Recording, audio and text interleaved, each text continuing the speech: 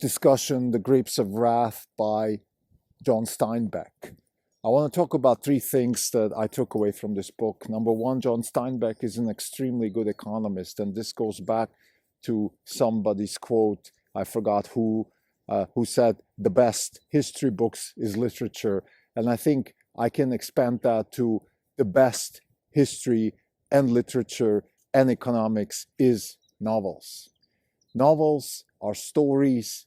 They tell us complex things in a way that we understand them. Our brains hardwired for that kind of thing, or at least wired, maybe not hardwired. And that's why we understand it so well. And if an author like John Steinbeck understands economics really well, then the novel is a fantastic way to convey economics. I think the second thing is that the Grapes of Wrath is the defining novel of the 20th century of the United States. I want to talk about that.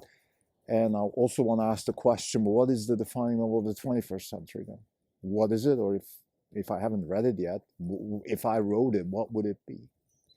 And third, I want to talk about the displacement of people as a problem and an opportunity at the same time, and why I think that displacement per se actually causes people to change. It's related to the concept of iteration in business.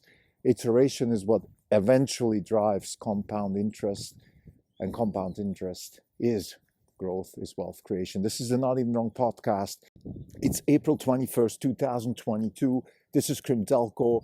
For the day, we are up 2.4%. The market is down 1.6%. For the year, we are down 14.6%. The market is down 7.8%. We are underperforming by 6.8%. The book discussion, this is the formal book discussion, The Grapes of Wrath by John Steinbeck. He's my favorite American author. And I want to talk about the three things that I just want to mention here in this podcast. Of course, I could now talk for hours about this book. It's a great book. It's an entertaining book. It's a literary jewel, all of these kinds of things. Literary rock and roll. I think the end of the book is like Anne or Sandman of literature or something like that. It's just so powerful. But nevertheless, let's just keep it factual. Let's keep it practical. The purpose of this podcast is to give people a sense for what it feels like to run a hedge fund. Like I always say when we do book discussions, the reason we do book discussions is two. One is it's important to keep a record of what we read and how we think about it. And second, reading is not just the pastime of hedge fund managers, it is part of the job. And therefore, we want to convey our ideas and what we take away from books and how ideas shape through books. Hopefully that's helpful for listeners. So first point I want to make is that Steinbeck is a fantastic economist. He explains in The Grapes of Wrath the depression of the 1930s. He explains pretty complex dynamics of people losing their land, people using credit for the wrong reasons, people being overpriced in credit, risk. A lot of concepts that business schools teach today are, in my view, conveyed in a very simple, very straightforward form in this book. And I think, like I said in the prelude, I think novels are good for many things. History, novels are good for economics. If you can convey a story in a way that it also implies certain, let's say, technical aspects of economics, then that is the best way to teach people. So if you read The Grapes of Wrath in high school, or if you read it later on, you might as well learn something about economics. So what happened in the Great Depression is pretty simply the displacement of people through machines. It wasn't the only reason. It wasn't certainly the only reason for the Depression, but it was a big problem. A lot of people got displaced on farms in the Midwest, and they were driven to the more fertile places on the East and West Coast. The migration from the Midwest to the coast started. The placement of people, the displacement and then placement of people, the housing problems that we even have today still in California started back then. So what happened is we have machines that are able to plow and work the land in the Midwest, to the point where they can do a lot more than the land can take, which leads to the Dust Bowl. And it's just one manifestation of how technology can be very useful and very hopeful also for us, but it also can cause a lot of problems because we might not be able to stomach, or nature might not be able to stomach all the technology. In this particular case, all the farmers in Oklahoma that absolutely overworked the land and then got presented the bill basically in terms of the Dust Bowl. We have the same problem here in California. We have way too many people. We have a lot of technology that helps us live in this pretty arid place, and therefore we have a lot of things like fires and all that type of stuff. Now, the other big lesson that Steinbeck sort of helps us draw from this book in terms of economics is that we can solve problems, but economics is an ongoing moving target where the solutions are in the way we organize ourselves. So if we organize ourselves properly, we can actually solve a lot of problems. For example, if those migrant workers had been paid a decent wage, then maybe they wouldn't have been starving as much, and maybe then we wouldn't have had that strikes and unions fighting and all that type of stuff. A lot of times, and this is one of the big quotes from the book, where he says, Lenin and Marx are results, not causes. A lot of times when people go to the streets, it's not because they want to go, it's a result. The cause is displacement, it's unhappiness, it's a mismatch between their skills and what they can do, what they're offered by the world, by the economic system at this point. And I've spoken about this in one of my previous episodes. The main reason why we have displacement in the world is always driven by a mismatch of education and technological innovation. Of course, there's other reasons: capital, ownership, lack of upward mobility. All these types of things are part of that problem. But the fundamental problem, or the way you can solve that problem, if you have, basically I want to make a statement here, if you increase the rate of pace of education, if you iterate fast and offer people a flexible way to educate themselves towards the goal to be adequate in light of technological change, you will have less strife on the streets. Of course, you have to have other things like, protect property rights, protect the right of body and soul and things like that. In other words, also dignity has to be protected.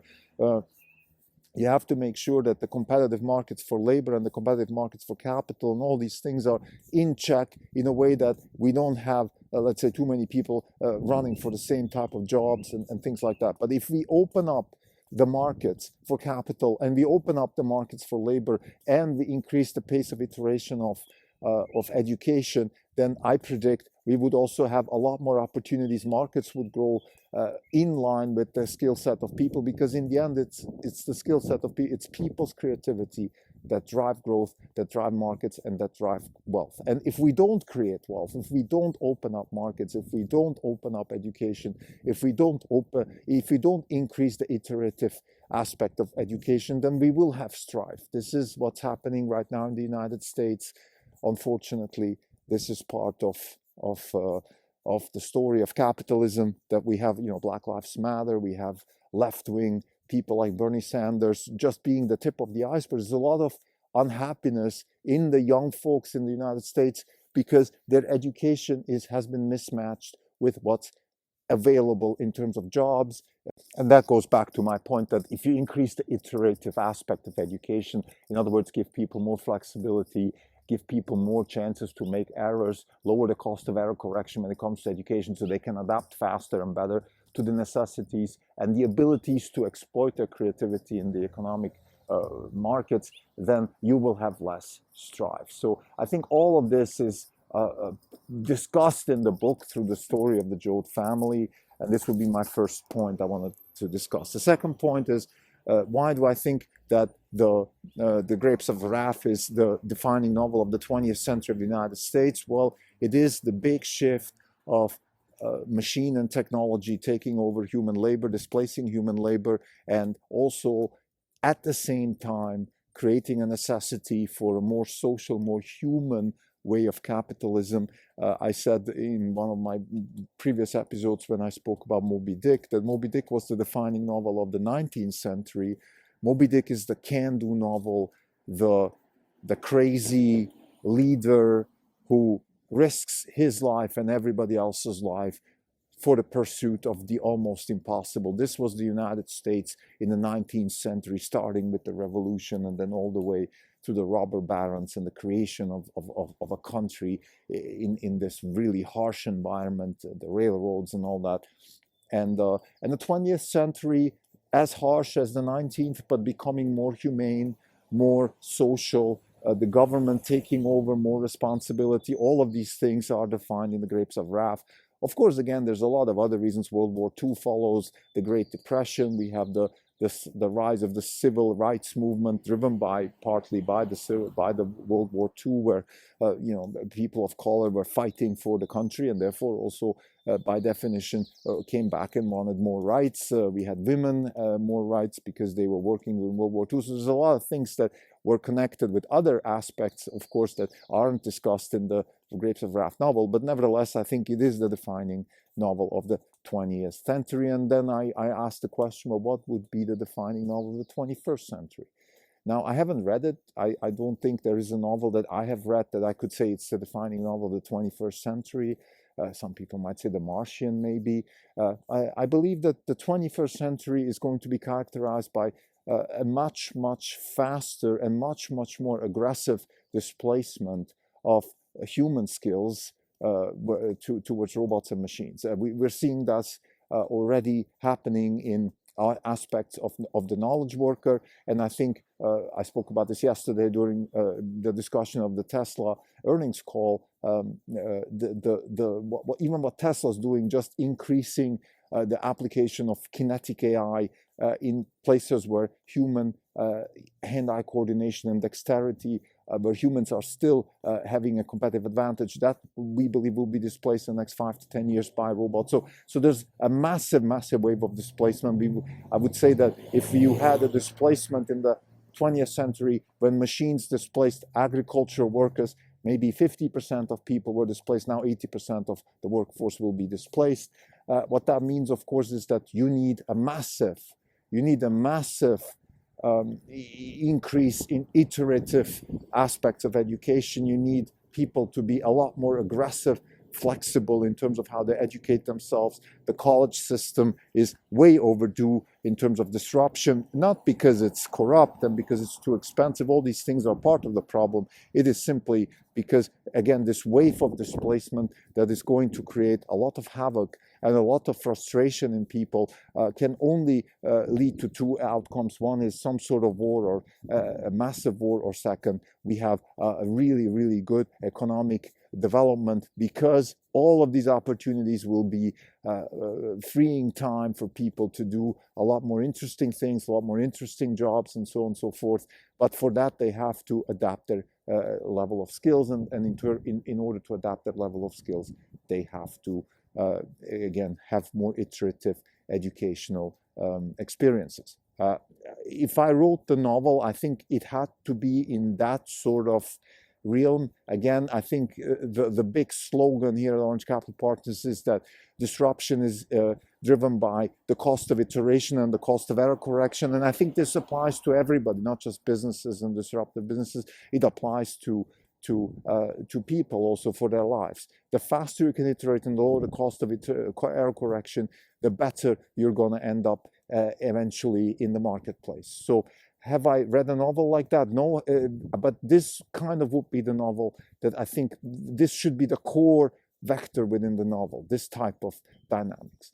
The third point I want to discuss is the concept of migration as part of distress and part of hope. Migration is just another form of iteration, and I think it's one of the biggest forms of iteration because there's nothing more stabilizing than the home, the weather, the climate, agriculture, and now jobs, office jobs. All of that stuff is leading towards a world where people are static, where people start building communities, where people start building trust, and a lot of things like that. A lot of these things are good things, of course, but they also create lethargy. They create what Clayton Christensen describes in The Innovator's Dilemma, they create this risk of becoming a dinosaur and being disrupted by somebody else. So movement, displacement is also part of hope. The Joad family is a very static, very traditional family, but because they have to move, they also start exploring new ideas, some of them dark ideas, some of them bad, but also positive stuff. And again, the end of the book, I would say, is like I say, Enter Sandman, a novelistic version of Enter Sandman. It just hits you in the face with power, with beauty, with love. And it shows that even in the worst of times, there is a new beginning if you are able and willing to grasp it. So to summarize, The Grapes of Wrath, the defining novel of the 20th century, a fantastic exploration of the human condition and economics, which is incredibly important, particularly for a realist writer like John Steinbeck. The 21st century it's going to be more of the same and even much more accelerated, because part of the biggest problem in this whole situation described in The Grapes of Wrath is, of course, displacement. It is the technological innovation which drives people out of work. And the only way we can counter that is by increasing the iterative aspect of education and lower the cost of error correction. In other words, you have to try, and if you're not on the right path, you have to be able to switch fast, do something else, and just keep going that way until you end up in a place where you can explore your creativity. Thank you.